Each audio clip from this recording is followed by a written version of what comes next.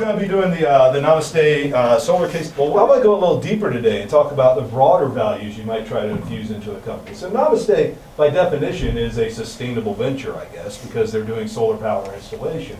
But I think what's more interesting about the company and more nuanced is they've tried to go beyond that and bring sort of values of ownership and empowerment and creating an environment where people can actually work together towards a larger goal within the company. I think people think about this the wrong way. They think about the risk of starting their own company and failing.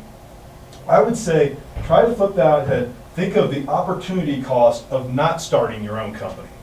What are you missing out on potentially by going out and not starting your company? Again, that's an inherent competitive advantage that you can take advantage of when you're trying to create a sustainable venture. How many of you actually have been able to view this on an iPad? All right, almost everybody. The idea is we want to try to test this product, see how you guys like it. I thought it was an interesting way for you guys, because this is a class about entrepreneurship and new ventures, to see how people do sort of testing of products that aren't really necessarily ready to go to market.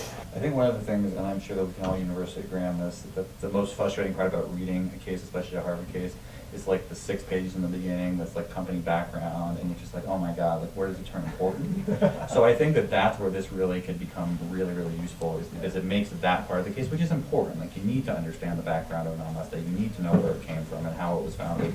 But reading that in PDF form is just miserably awful. So I would choose this over that any day. One thing that I did like from an efficiency standpoint is I felt like I could watch one of the videos, and then if I got interrupted or something, I could quickly kind of get back in and out of the case. Right. Whereas like with an HBS case, sort of with like what Dan was talking about, I mean, if you've got the 6 pages, I have to, I dedicate at least an hour to just sit through and just crank through it. Right. Whereas this, I could sort of pick up and leave off as the schedule allowed.